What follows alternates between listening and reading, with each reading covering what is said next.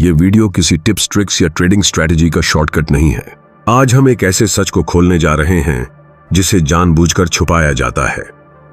जो लोग कहते हैं कि रिस्क है तो इश्क है, वही लोग सबसे पहले इस बाजार में जले हुए मिलते हैं। शेयर बाजार की गलियों में बहुत कुछ है जो आपकी आंखों से छुपा रहता है। चमकते चार्ट्स, हर हफ्ते नए एक्सपर्ट्स और हर दिन किसी नए स्टॉक की वाहवाही। लेकिन इसके पीछे छुपा है एक साइलेंट किलर, रिस्क।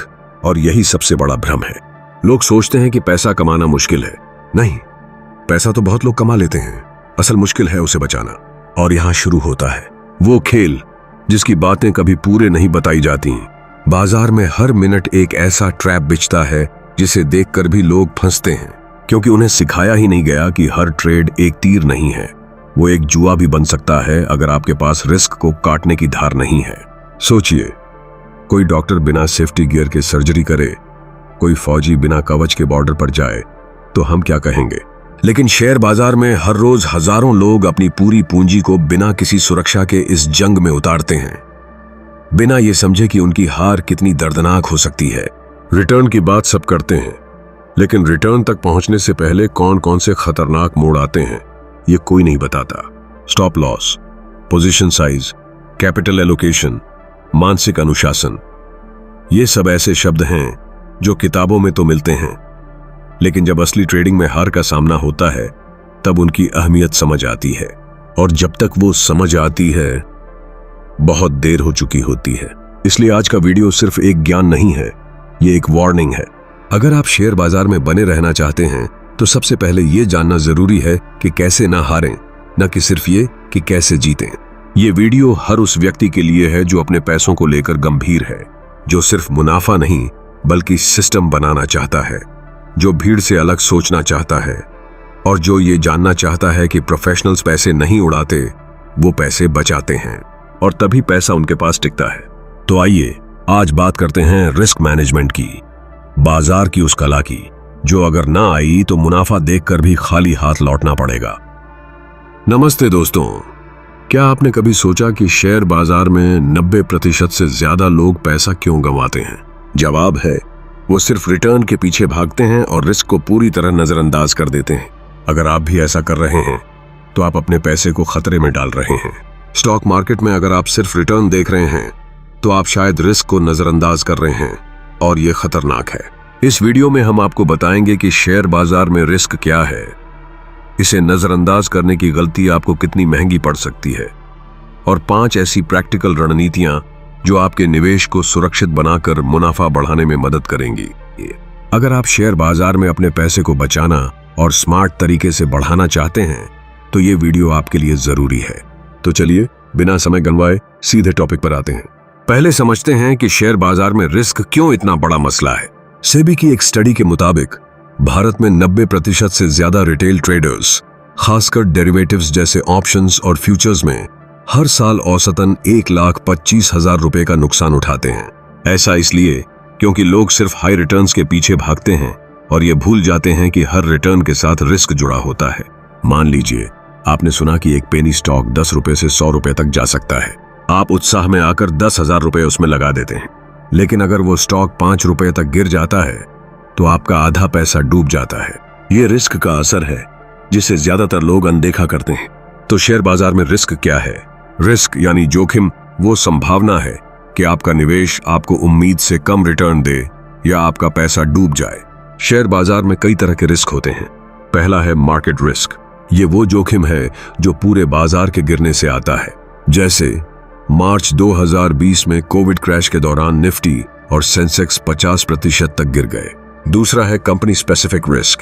अगर आपने किसी एक कंपनी में पैसा लगाया और उसका बिजनेस खराब हो गया, जैसे प्रॉफिट गिर गया या मैनेजमेंट में घोटाला सामने आया, तो स्टॉक की कीमत गिर सकती है।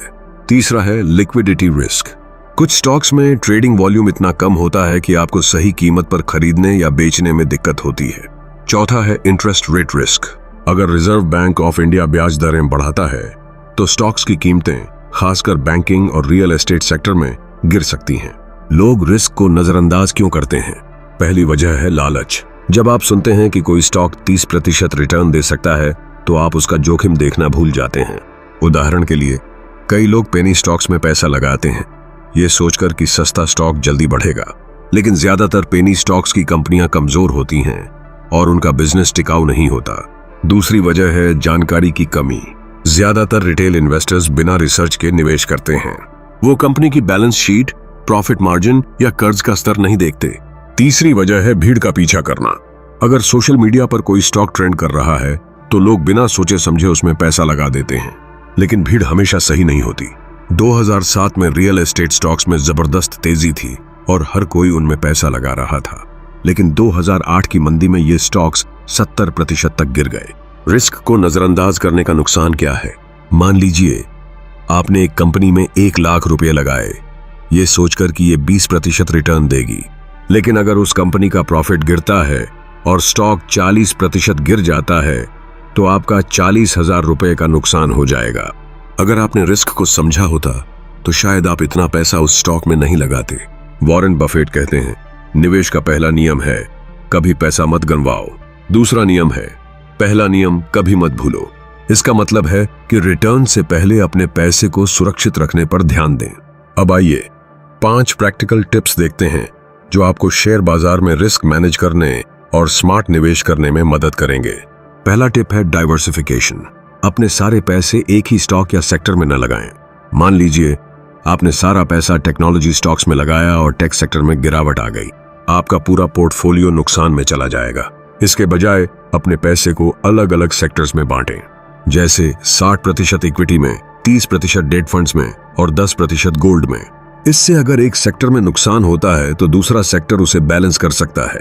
उदाहरण के लिए, अगर आपने रिलायंस, इन्फोसिस और नेस्ले इंडिया में पैसा बांटा है तो एक कंपनी के खराब प्रदर्शन का असर आपके पूरे पोर्टफोलियो पर नहीं पड़ेगा। दूसरा टिप है स्टॉप लॉस का इस्तेमाल। स्टॉप लॉस एक ऐसी रणनीति है जिसमें आप पहले से तय करते हैं कि अगर स्टॉक की कीमत एक निश्चित स्तर तक गिरती है तो आप उसे बेच देंगे। उदाहरण के लिए, अगर आपने एक स्टॉक 100 रुपए में खरीदा तो स्टॉप लॉस 90 रुपए पर सेट करें। अगर स्टॉक 90 रुपए तक गिरता है तो आपका ब्रोकर उसे अपने आप बेच देगा। इससे आपका नुकसान सिर्फ 10 रुपए तक सीमित रहेगा। स्टॉप लॉस आपको डर और घबराहट में गलत फैसले लेने से बचाता है।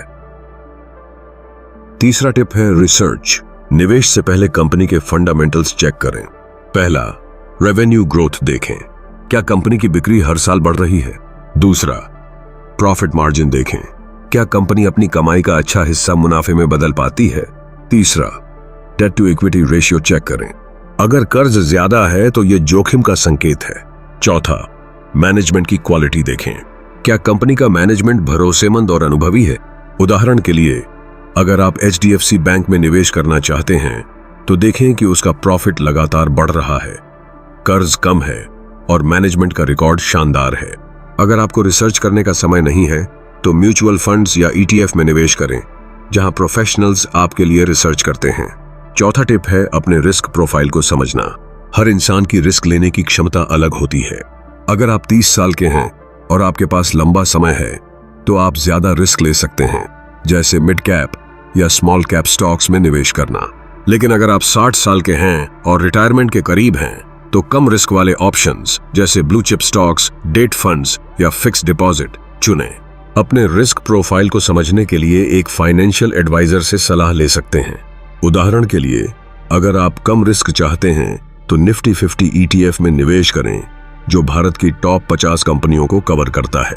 पांचवा टिप है लॉन्ग टर्म सोच। शेयर बाजार में जल्दबाजी में मुनाफा कमाने की कोशिश ज्यादातर नुकसान की वजह बनती है।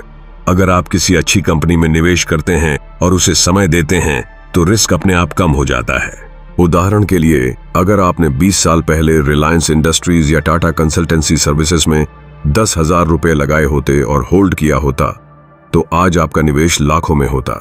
सेंसेक्स ने पिछले 30 साल में औसतन 12 से 14% का रिटर्न दिया है। लॉन्ग टर्म में बाजार की अस्थिरता कम हो जाती है और आपका रिस्क भी घटता है।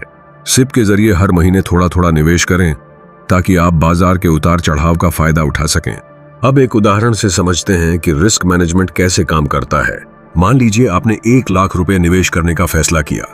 आप इस पैसे को डाइवर्सिफाई करते हैं, 50,000 रुपए निफ्टी ETF में, 30,000 रुपए डेट फंड में और 20,000 रुपए गोल्ड ETF में।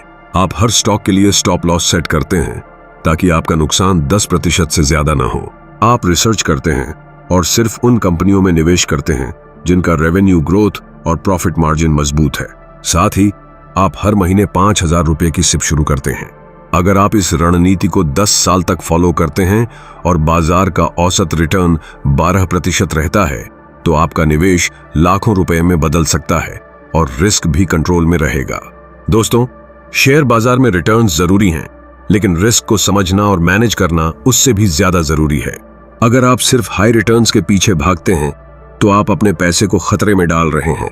लेकिन अगर आप डाइवर्सिफिकेशन, स्टॉप लॉस, रिसर्च, अपने रिस्क प्रोफाइल को समझने और लॉन्ग टर्म सोच को अपनाते हैं, तो आप अपने निवेश को सुरक्षित रखते हुए अच्छा मुनाफा कमा सकते हैं। वॉरेन बफेट का कहना है, रिस्क तब आता है जब आपको नहीं पता कि आप क्या कर रहे हैं। तो रिस्क को समझें, उसे मैनेज करें और स्मार्ट तरीके से निवेश करें। अब मैं आपसे आपकी राय जानना चाहता हूं। आपके हिसाब से शेयर बाजार में रिस्क मैनेज करने का सबसे अच्छा तरीका क्या है? क्या आपने कभी सिर्फ रिटर्न्स के पीछे भागकर रिस्क को नजरअंदाज किया और नुकसान उठाया? और क्या आपको लगता है कि भारत में रिटेल इन्वेस्टर्स को रिस्क मैनेजमेंट पर ज्यादा जागरूकता की जरूरत है?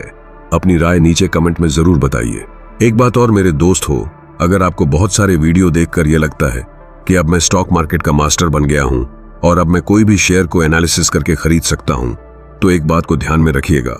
पहले फुल रिसर्च करने के बाद कुछ दिनों तक अपनी एनालिसिस को ऑब्जर्व कीजिएगा कि क्या जो मैंने एनालिसिस की वह सही हुई। उसके बाद ही अपने असली पैसे को यहां पर लगाइएगा, क्योंकि यह बहुत ही ज्यादा रिस्क का बाजार है। जब आप पूरी तरह से आश्वस्त हो जाएं कि अब इसे खरीदने का सही समय है, तो ही उसमें पूरा पैसा न लगाकर कुछ पैसों से शुरुआत कीजिएगा। अगर आपको ये वीडियो पसंद आया तो लाइक करें, अपने दोस्तों के साथ शेयर करें और हमारे चैनल को सब्सक्राइब करना न भूलें। शेयर बाजार से जुड़ी ऐसी ही जानकारी के लिए बेल आइकन दबाइए ताकि हर नया वीडियो आपको सबसे पहले मिले। द मार्केट वॉइस की तरह से आपको बहुत बहुत धन्यवाद।